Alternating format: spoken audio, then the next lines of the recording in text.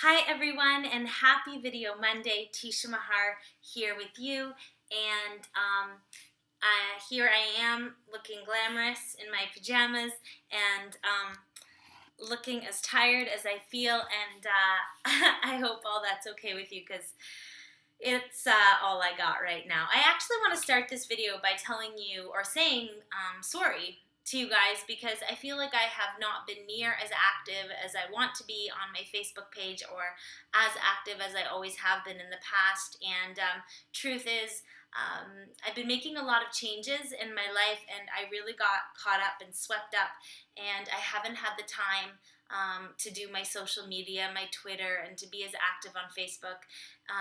I've been still seeing clients and stuff, but the social media stuff, it just kind of had to take the back seat, and I'm sorry about that, and I miss communicating as often with all of you guys on my social platform. So I just wanted to tell you that as of now, I'm getting back in the game of it, back in the swing of it, and I just wanted to apologize, and I hope that you accept my apology.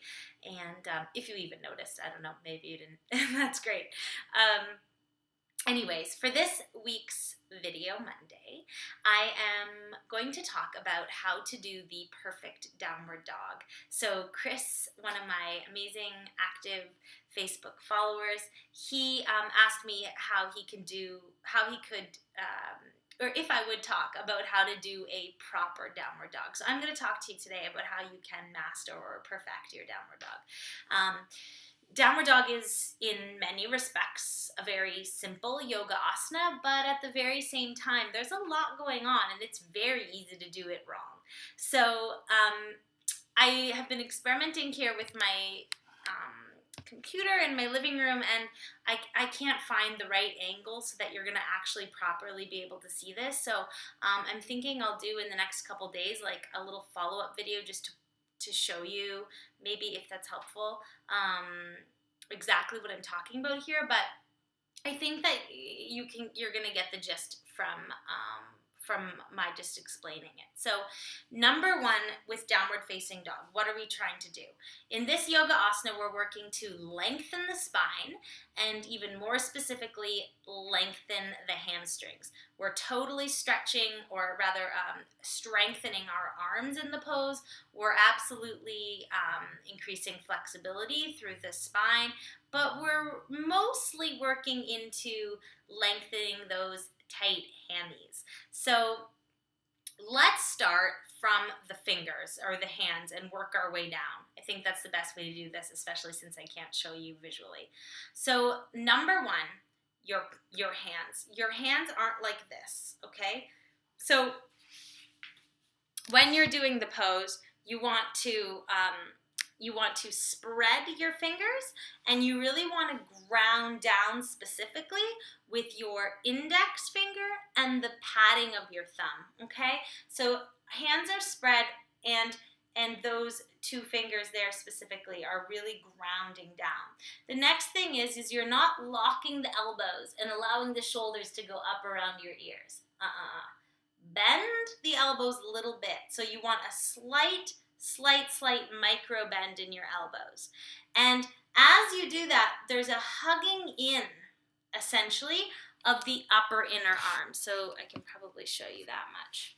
So basically, your arms are going in. Okay, you see that difference? So instead of locking the arms, like this, there's a little bend and a rotation. There it is. Hopefully you can see this. A rotation inward. Okay, so the upper inner arms are coming in. Okay, so like that. So there's a hugging in. We're looking to contain everything in the pose. So let's go through what we have so far. Fingers are spread. You're grounding down through the index and the padding of the thumb. You're keeping a micro bend in the elbows. You're hugging those upper inner arms in. The shoulders drop down, the back broadens. So again, shoulders aren't going up around the ears, shoulders are down. And then you're lengthening through the spine and through the legs. This is important. If your hamstrings in your downward dog are freaking out at you, please bend the knees. So bend the knees a little bit. So even if the heels are off the floor, that's fine. Bend the knees a little bit.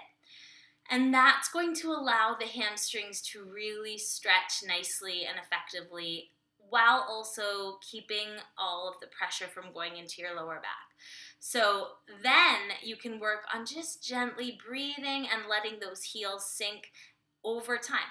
As you stretch those hamstrings out, the heels just will come to the floor by themselves. Don't force the heels down and then have the other pieces of the posture kind of fall apart.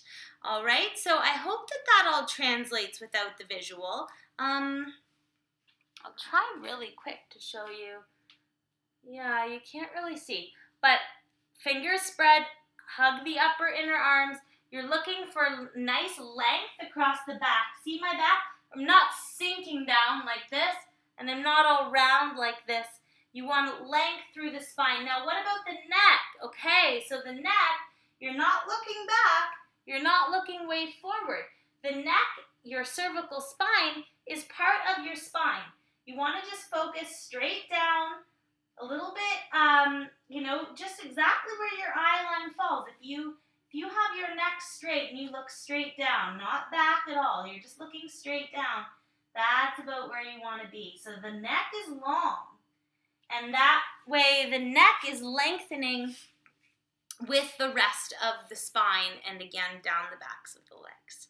I hope that makes sense. I hope that is helpful to you guys, and especially to you, Chris.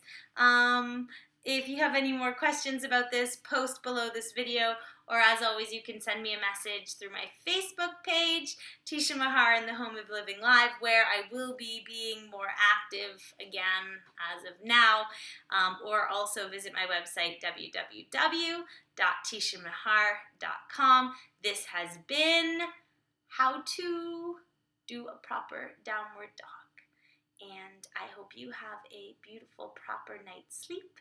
And I look forward to talking to you guys soon, as always. Okay, namaste, night, night. Bye. Have a great week. Happy Video Monday.